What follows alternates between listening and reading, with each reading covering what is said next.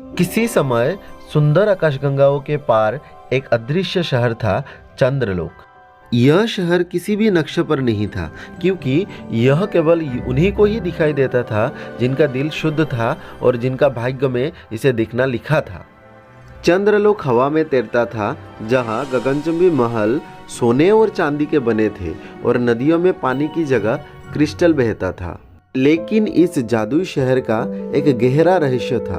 यह हर 100 सालों में 7 दिनों के लिए प्रकट होता था। शहर के बाहर दूर रेगिस्तान में एक लड़की रहती थी जिसका नाम है दिव्यांशी। उसे हमेशा अजीब सी सपने आते थे, एक तैरते हुए शहर के जिसमें चमकती आंखों वाले लोग रहते थे।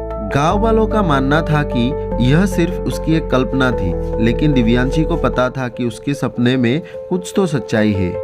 एक रात जब रेगिस्तान में तेज तूफान उठा तो दिव्यांशी के झोपड़ी के बाहर एक बूढ़ी औरत आई। उसके हाथ में एक नीले पत्थर का लॉकेट था और उसने बोला, समय आ गया है दिव्यांशी, चंद्रलोक तुम्हें बुला रहा है। दिव्यांशी चौंक गई।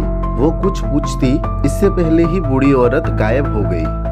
अगली सुबह दिव्यांशी लॉकेट पहनकर रेगिस्तान की ओर चल पड़ी। जैसे ही सूरज की पहली किरणें उसके लॉकेट पर पड़ी, सामने अचानक एक विशाल द्वार प्रकट हुआ। उसके ठीक पीछे वही शहर था जो उसने अपने सपनों में देखा था, चंद्रलोक। जैसे ही वो शहर के अंदर गई, शहर के लोग उसे देखकर हैरान रह गए। उन्होंने उसे देखकर अपने आप में कानाफूसी शुरू कर दिया था। तभी अचानक एक वृद्ध जादूगर ने कहा, वो आ गई, वो जिसे भविष्यवाणी ने चुना है। दिव्यांशी को चंद्रलोक के राजा चंद्रवीर्य के सामने ले जाया गया। उन्होंने उसे बताया कि हर 100 सालों में एक व्यक्ति को चुना जाता है जो चंद्रलोक की शक्तियों को संतुलित रख सकता है, और इस बार वो दिव्यांशी थी। लेकिन सब कुछ इतना आसान नहीं था। चंद्रलोक के अस्तित्व को एक काले जादूगर निशाचंद्र से खतरा था, जो इस शहर को हमेशा के लिए गायब करना चाहता था। उसे चंद्रलोक की शक्ति चाहिए थी ताकि वो पूरे ब्रह्मांड में राज कर सके। उसी रात जब दिव्यांशी शहर के गलियों में घूम रही थी तो अचानक अंधकार ने पूरे चंद्रलोक को घेर लिया। निशाचंद्र की भयानक हंसी गूंजी, अब इस शहर को कोई नहीं बचा सकता। लेकिन दिव्यांशी की लॉकेट से नीली रोशनी निकली और उसने चारों ओर ढाल बना दिया। निशाचंद्र की काली शक्ति उस रोशनी के आगे फीकी पड़ गई।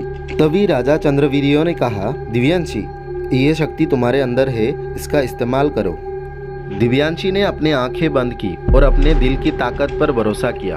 अचानक चंद्रलोक की हवाएं गूंजने लगी, क्रिस्टल नदियां तेजी से बहने लगे और पूरे शहर रोशनी से जगमगा उठा। निशाचंद्र चीखते हुए काले धुएं में बदल गया और हमेशा के लिए गायब हो गया। चंद्रलोक अब सुरक्षित था, लेकिन राजा चंद्रवीर्य ने दिव्यांशी को एक और रहस्य बताया, तुम अब इस शहर की रक्षक हो। जब भी चंद्रलोक को खतरा होगा तुम्हें बुलाया जाएगा। दिव्यांशी मुस्कुराई और उसको समझ आ गया कि उसकी किस्मत यही बसी थी। और इस तरह चंद्रलोक हमेशा के लिए अदृश्य हो गया, केवल अगली सदी में प्रकट होने के लिए।